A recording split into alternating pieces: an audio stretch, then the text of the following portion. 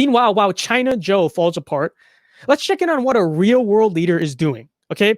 As we know, a few weeks ago, Trump made the bold move to halt all funding to the World Health Organization. And he redirected it to American trusted organizations like the Red Cross. Hey, America first. This week, Trump and America is doubling down. Okay, calling for an independent investigation into the World Health Organization and calling for Taiwan to finally be added to the damn thing.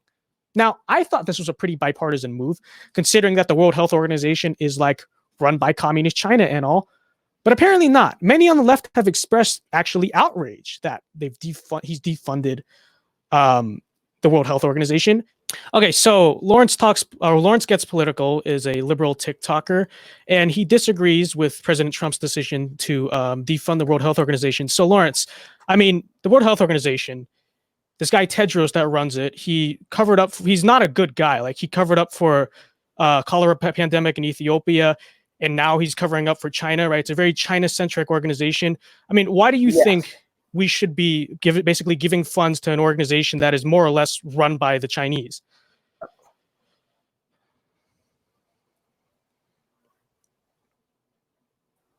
Well, one, I do think the World Health Organization needs reform. I think we do need to change some things about it.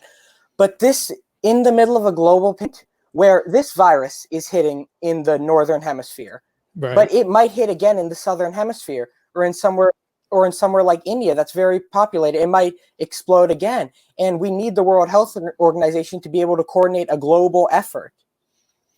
Okay, so this is where so this is where I sort of disagree, because what makes you think we should trust the World Health Organization to coordinate a global effort when they've basically told the party line for the Chinese Communist Party, which basically what they're saying is not true, that the Chinese response was good and all that.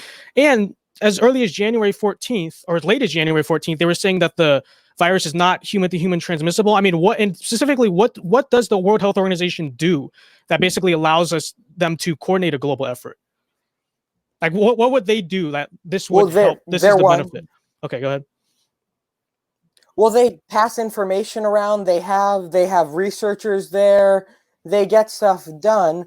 But I do think there are ways. I do think we need to make it so, like, say something like, if you don't change this part, we won't fund you. Something like that, where we force change in the organization to coordinate a global effort. Okay, so do you think removing Tedros, like demanding the removal of that guy, because he's an evil guy, like, do you think that's a good place to start? I mean, hopefully we can agree on that. From what I've researched about him, yes, he does not seem like a good person in charge. Right, I'm glad you agree with that, but I'm kind of skeptical. Yeah, go ahead. I've researched. Yes, I've kind of researched the World Health Organization. I know a bit about him. He does not seem like he has the best interests at heart, but yeah, it is bad that the U.S. has so much of a share in it, but other countries control it. Right, so this is my argument. But however, I do think we need it, because we need to be able to have the World Health We need to be able to have the World Health Organization to help coordinate stuff in the Southern Hemisphere when this happens, because generally those countries might not have the financial means. Okay, and that's true. It is sort of harder for developing countries to do that. But I mean, I'm generally sort of skeptical of these global organizations, because, like, the World Health Organization, yes, they might be able to provide information, but it's really my opinion that the U.S. can still help other countries without the World Health Organization. I think it's better that we help these countries directly, because that way we're actually making sure that what we want is getting done, not necessarily what China wants is getting done. I'm skeptical of because, I mean, look at the Maryland governor's wife in South Korea, right? They were able to coordinate an exchange of tests. World Health Organization didn't do jack to help that, and they didn't need them, right? I think countries can work together without this globalist overarching organization sort of, trying to dictate things, and obviously having some countries' interests put over others. Well, yes, but again, a lot of countries are part of the World Health Organization, and the U.S. it would be extremely hard for the U.S. to coordinate with every individual country, especially with countries that we might not be on the best terms with. Okay, but if we're not on the best terms with, I mean, firstly, I think if we're not on the best terms with that country, frankly, I don't think we have that much of a responsibility to be helping them. Like, I don't think we should be helping countries that we are sort of foreign adversaries with. Like, that just seems counterintuitive. Like Iran, for instance. No idea that the money that we send to Iran is going Yes, anywhere but towards if coronavirus there's treatment. Go ahead. Go ahead. Yes, but if we don't have the information about what's going on in those countries, we won't be able to to have a good response to it. So we need the World Health Organization, or maybe to rebuild an agency like that after this pandemic is over. But I think now is not the time to do that.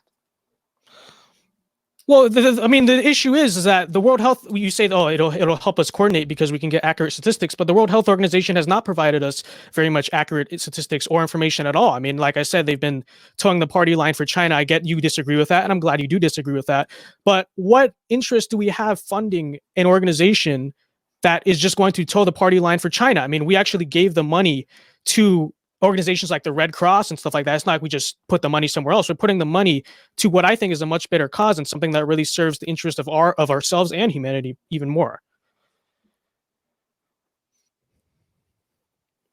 Well, yeah, I think it's good that we're giving it to places like the Red Cross. I don't think we should have taken it in the first place. We should have taken it out in the first place. But I think the fact is we should be able to reform the organization so we have as big of a say as China is, or as China does, or even a bigger say, because I do believe that will help. However, I don't believe withdrawing funding completely would work.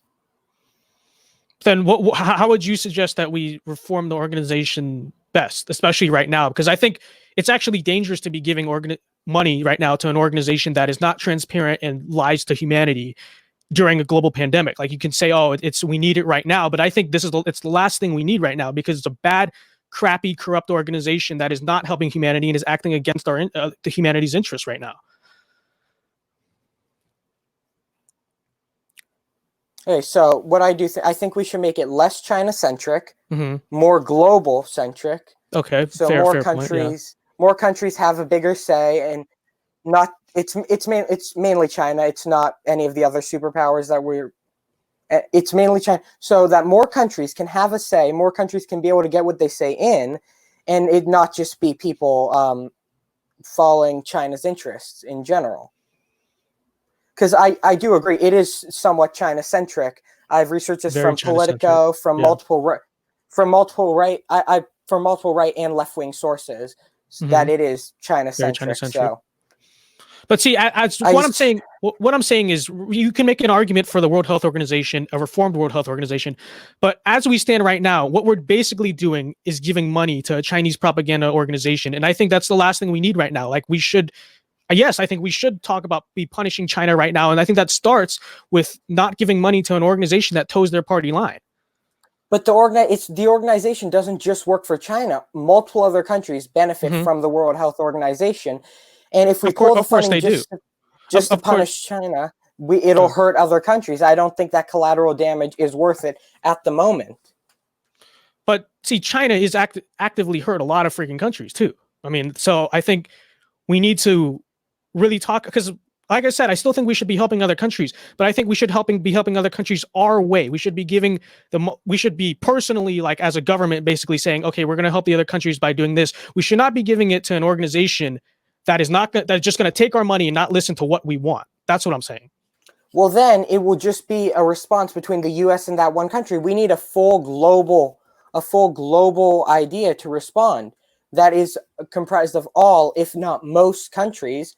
And I don't even think the World Health Organization is comprised of all countries. No, it's not. It's not. It leaves out, key point, it leaves out Taiwan, because is that China run that they won't even accept Taiwan. I just don't think that we should be giving funds to that organization, because I don't think they're using it frankly in very productive ways. Like, I don't see what is so. And also, I would say that if China wants to have an organization that they basically control, then they should be the primary funders in it, not the U.S.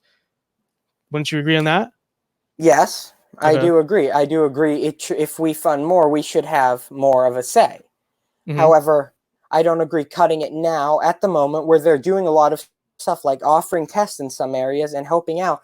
And when this hits in the Southern Hemisphere, it Okay. could make it could be a danger to the northern hemisphere as well, I agree with that. because Yeah.